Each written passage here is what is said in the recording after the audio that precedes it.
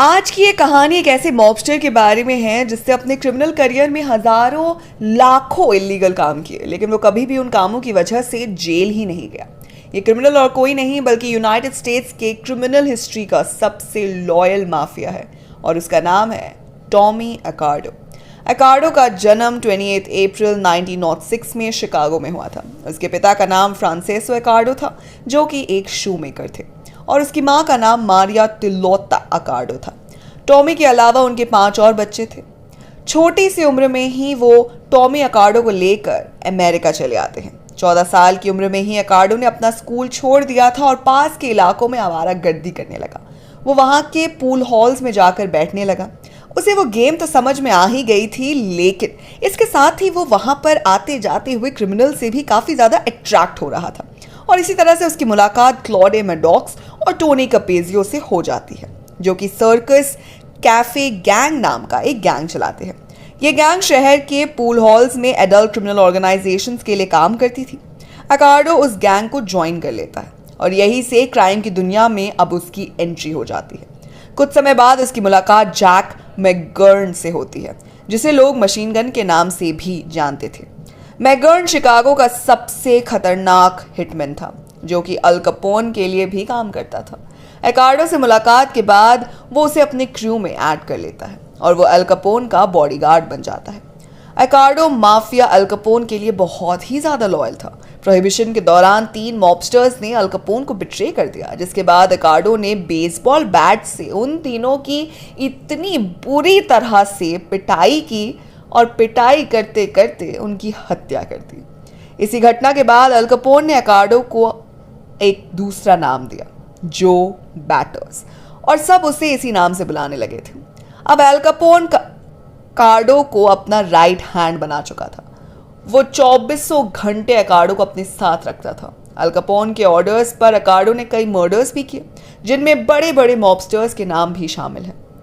अकार्डो के लाइफ का turning point तब आता है जब 1932 में टैक्स चोरी करने के इल्जाम में अल कैपोन को 11 साल की सजा हो जाती है, जिसके बाद फ्रैंक द एनफोर्सर नित्ती नए बॉस बन जाते हैं। ये वो समय था जब अकार्डो ने ऑर्गेनाइजेशन के लिए काफी ज्यादा पैसे इकट्ठे कर लिए थे। अकार्डो ऑर्गेनाइजेशन को बहुत प्रॉफिट दिलाता था। वो ऑर्गेनाइजेशन के रास्ते में आने वाले हर एक इंसान को मार डालता था, जिससे कि ऑर्गेनाइजेशन का कोई भी पैसा कहीं भी फंसा नहीं रहता था। कुछ समय बाद अकार्डो बॉस के सामने एक रिक्वेस्ट रखता है कि वो अपना एक खुद का क्रू अपने साथ रखना चाहता है, क्योंकि उसने इतने मर्डर्स कर दिए हैं और हर तरफ उसका दुश्मन घूम ही रहा है। तो एक क्रू उसके साथ होगा तो उससे काम करने में आसानी होगी और ऑर्गेनाइजेशन के लिए भी वो काम कर सकेंगे। अकार्डो ने ऑर्गेनाइजेशन के लिए इतना कुछ कर दिया था कि कोई चाहकर भी उसे किसी भी चीज़ के लिए मना नहीं कर सकता था। इसीलिए फ्रैंक द अनफोर्सर नित्ती अकार्डो को उसका अपना खुद का एक क्रू बनाने के लिए अलाउ कर देता है। इसके साथ ही अकार्डो को प्रॉफिट था outfit of head of enforcement भी बना दिया जाता है, जिसके बाद अकार्डो ने कई प्रॉफिटेबल रैकेट्स बनाए थे, जिसमें gambling, loan sharking, book making, extortion और अल्कोहल और सिगरेट्स का डिस्ट्रीब्यूशन भी शामिल था। इस क्रू में शामिल हर एक क्रू मेंबर को अपनी कमाई का 5% अकार्डो को देना होता है, जिसमें से अकार्डो आउटफिट के बॉस को टैक्स देता था और अगर किसी क्रू ने टैक्स नहीं दिया तो उसकी हत्या कर दी जाती थी। साल 1934 में अकार्डो की मुलाकात क्लेरिस पोडाजनी से होती है, जो कि एक पोलिश अमेरिकन लड़की थी।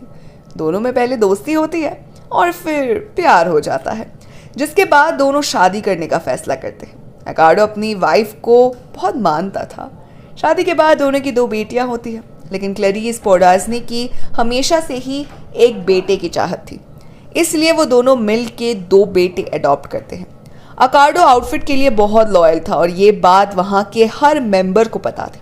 वो सालों तक वहाँ काम करता था, लेकिन तभी आउटफिट के कुछ सीनियर मेंबर्स को इन्वेस्टिगेट किया जाता है। उन पर मिलियंस ऑफ डॉलर्स के एक्सटॉर्शन का इल्ज़ाम लगता है। नित्ती को पहले भी 9 साल की जेल हो चुकी थी और वो दोबारा जेल नहीं जाना चाहता था। इस डर से वो 1943 में सुसाइड अटेम्प्ट कर लेता है, जिसके बाद अल कैपोन की इम्प्रिजनमेंट के बाद उनगर को बॉस बने पॉल रिका को आउटफिट का बॉस बना दिया जाता है और वो अकार्डो को अपना अंडरगो बॉस बना लेता है।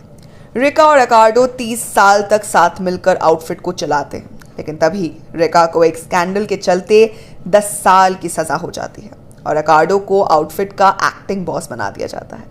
एक्टिंग बॉस का मतलब है कि जब तक रिका वापस नहीं आता, आउटफिट का बॉस रिकार्डो ही रहेगा। लेकिन उसके आने के बाद उसे वो गद्दी वापस रिका को देनी होगी। लेकिन रिका के जेल के 3 साल बाद जब उसका बाहर के मॉबस्टर्स के साथ कांटेक्ट तोड़ दिया गया तो रिकार्डो को आउटफिट का बॉस बना दिया गया। लेकिन फिर भी वो रिका के सलाह मशवरा करता रहता था। 1940 में रिकार्डो की लीडरशिप में आउटफिट के अंदर vending machines, counterfeiting cigarette and liquor tax stamps और नारकोटिक स्मगलिंग जैसी चीज़ें बढ़ने लगी। इसके साथ ही उसने रेस्टोरेंट्स, गैस स्टेशन, बार्स और जहां भी आउटफिट की टेरिटरी थी वहां पर अपनी स्लॉट मशीन्स रखनी शुरू कर दी। शिकागो के साथ साथ आउटफिट लास वेगस में भी फैलने लगा और न्यूयॉर्क की 5 क्राइम फैमिली से ज़्यादा लोगों का गेमिंग एक्सपीरियंस देने लगा।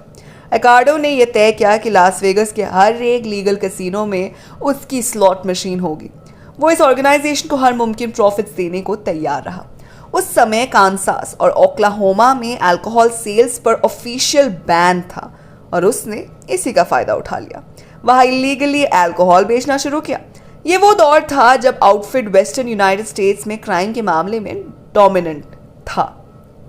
रिकार्डो ने अल कैपोन से ज्यादा समय तक आउटफिट की सत्ता को संभाला, लेकिन 1957 के बाद जब IRS की इन्वेस्टिगेशन बढ़ने लगी, रिकार्डो ने अपनी ऑफिशियल पोजीशन गियानसानो को दे दी और खुद को आउटफिट का कॉन्सिग्लियर बना लिया। वो ऑर्गेनाइजेशन की डे टू डे एक्टिविटीज से दूर हो गया, लेकिन बाद में भी उसकी इतनी ही रिस्पेक्ट और पावर थी जितनी की पहले, क्योंकि आउटफिट के लिए जितना उसने किया था उतना किसी ने नहीं किया था।